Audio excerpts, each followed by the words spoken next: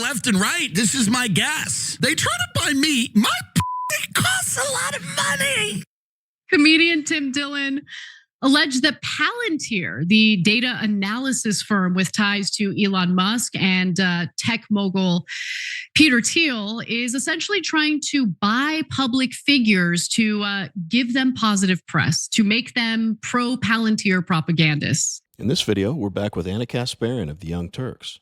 Anna Kasparian reacts to Tim Dillon discussing Palantir. With that, let's watch Anna Kasparian freak out over Tim Dillon being logical. Is the administration that got elected to purge the deep state actually using the deep state to compile a list of data on all the people that live here?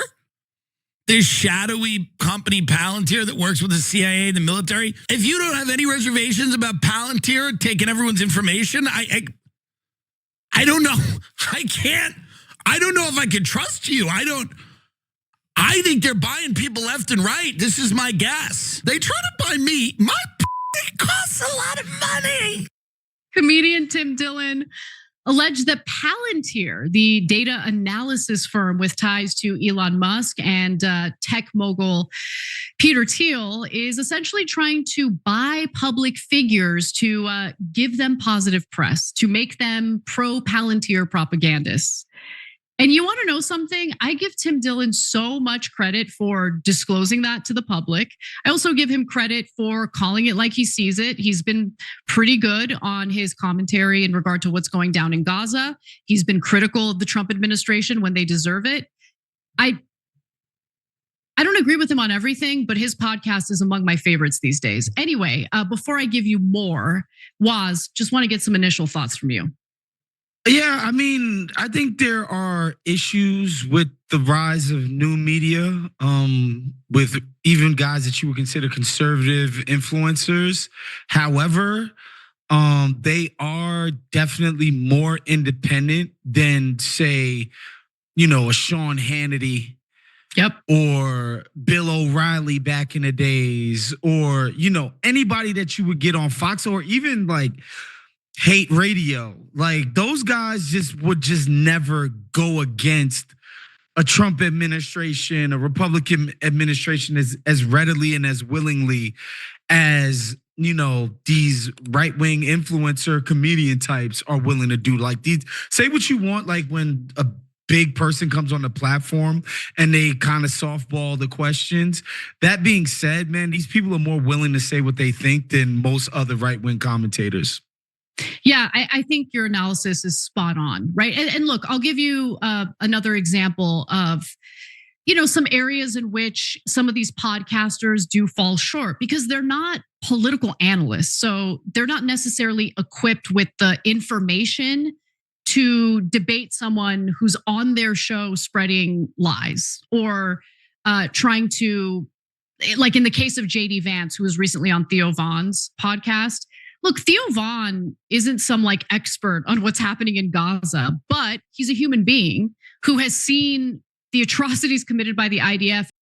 I literally just covered this story with Kyle Kulinski. See, I just heard a little about the story and saw some clips from what Tim Dillon had to say. And I said, I'm going to reserve judgment until I have more facts on it. But my instinct was, yeah, this database that Palantir appears to be in process of developing for the Trump administration, my gut instinct is that's not a good thing. I think that's very anti-Republican Party. And I say, I want more facts. Well, if this is true, that Palantir is buying public figures to be proponents for their company, that suggests that doesn't do a lot to push me in the other direction, that this is somehow a good thing. So you don't typically need to buy people off if you have a altruistic mission.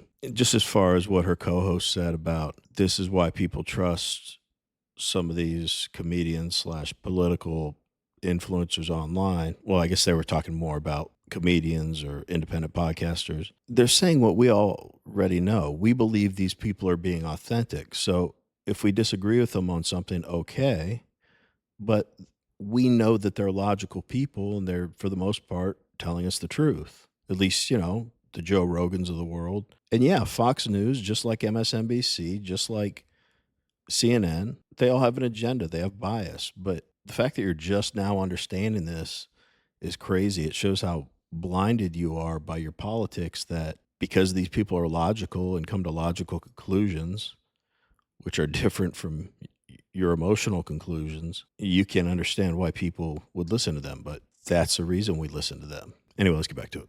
In the Gaza Strip and felt the need to speak out about it. You know, he says this looks like a genocide.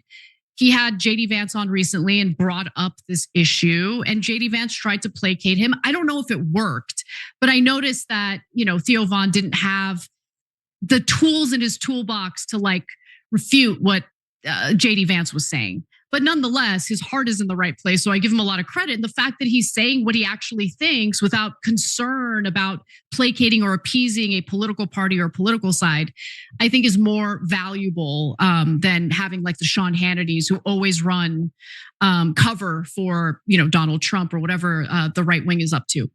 Okay, so what was Dillon talking about there? Well, he was responding to a story that we actually covered last week about how Donald Trump's administration is essentially tapping Palantir to compile Americans' personal information into this database.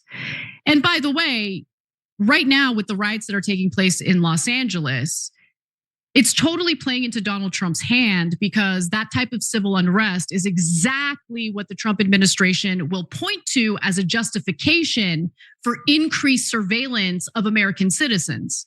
And so just be aware of that. Let me give you more. So the plan is a result of an executive order that Trump had signed back in March, calling for the federal government to share data across agencies, which naturally has raised some concerns about the federal government's surveillance power. Alex Karp, the CEO of Palantir, denies that the program has anything to do with surveillance, even though surveillance is part of what Palantir does. But even some in the MAGA camp are not buying it. In fact, I've seen some of them be very vocal against this.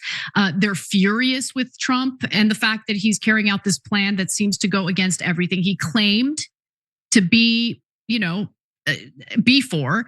And now Tim Dillon is giving us a little more insight into the manipulative behavior Palantir and tech companies like Palantir, who, you know, try to get people with platforms, like basically they try to get people with big platforms to cover them in a more favorable light. So without further ado, let's watch what Tim Dillon has to say about that. If you like watching videos like this one, like and subscribe. We'd really appreciate it. Let's get back to the video. Invited to these dinners, I don't go. I've been invited to Teal's house multiple times for dinner. I don't go.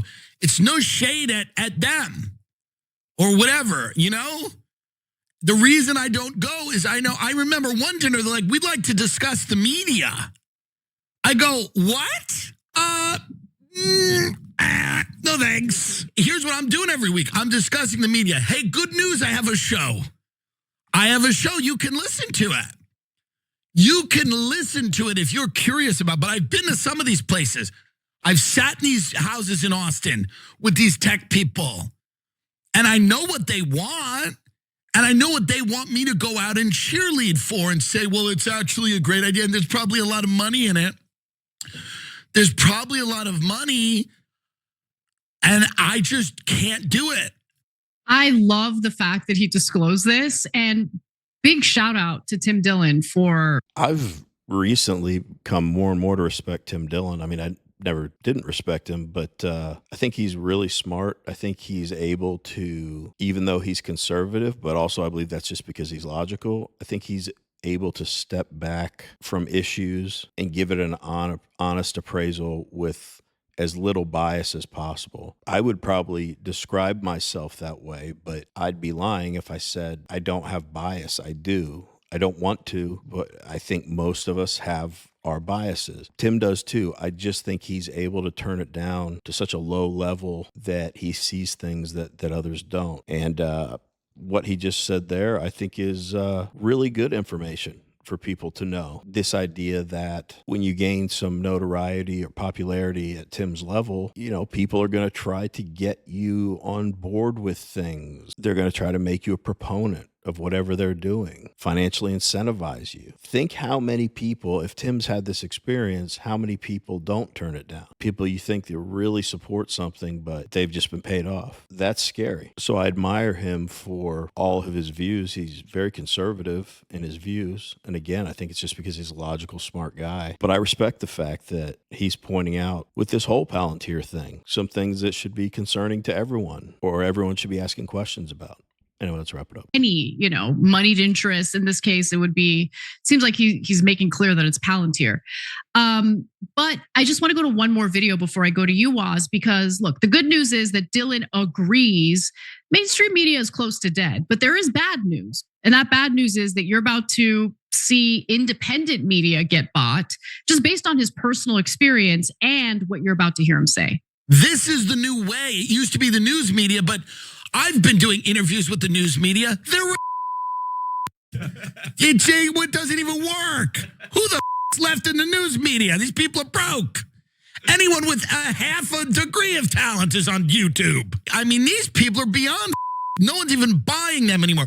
They're going to start buying up podcasters and YouTubers and whatever. I think that's totally true. And I'm sure that had already started years prior to Tim Dillon drawing attention to it. I could name some names, but we want to hear from you. What do you guys think about what Tim Dillon has to say about Palantir and buying influencers, buying podcasters? And what do you think about Anna's commentary? Let us know in the comments. Anyway, as always, really appreciate you watching, and we will see you in the next one.